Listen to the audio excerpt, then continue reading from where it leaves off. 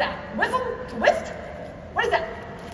You have to shift from what's in it for me to what's in it for them. Everything in this business model, when it comes to acquiring a customer, to getting somebody to achieve their next rank, to help them get to San Diego, to help them get their first comma in a paycheck, whatever it is, you have to first be asking, what's in it for them? Especially your team calls.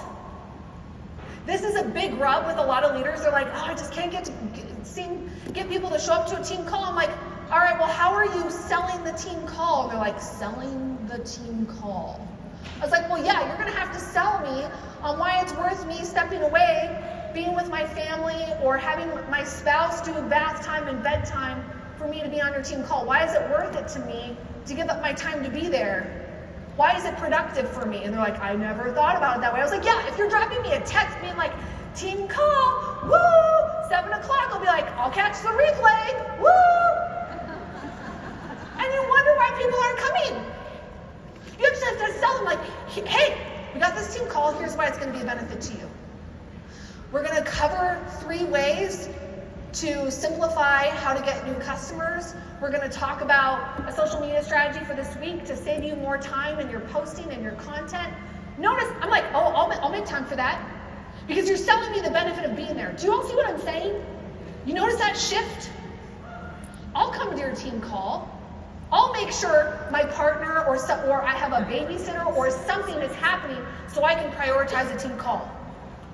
You have to stop relying on motivation and hype to get people there. You have to let go of what's in it for me. This is not about motivation. This is about compelling someone into taking action and then implementing what they learned. If you have a team of learners, you're a motivator. If you have a team of doers, you're an activator. Activators are drivers. They help impose deadlines. Hey guys, this is where we're going. This is the end date.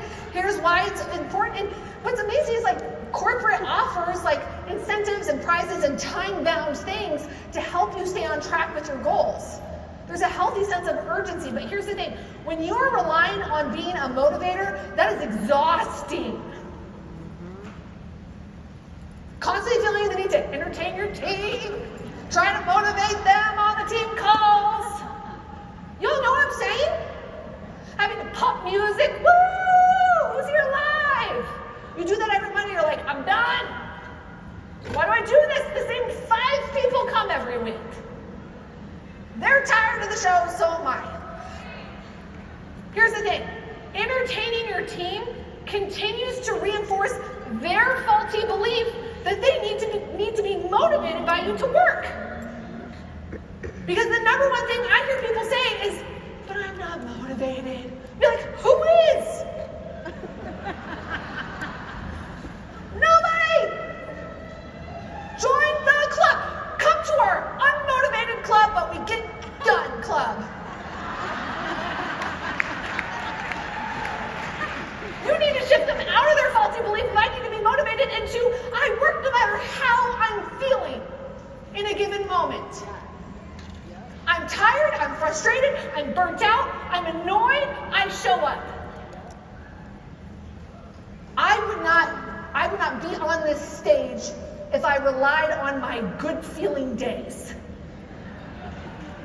Do you know, some of you really like my podcast, do you know how often I'm like, what else is there to say? I'm like, it's okay. It's not about me. What's in it for them? Please leave a review. But here's the thing. A vision is duplicatable. Your rah-rah talks are not. Because somebody watching you is going to be like, I'm not the glittery go-getter, neon glasses, go-getter gal running to, because they will look at you and be like, I could never be that. If that's leadership, that's not me. Anybody can sell a vision. Selling a vision is duplicatable. It's simple. Teaching people like, hey, here's the vision. What's in it for you? What's in it for them? Next is strategic and proactive.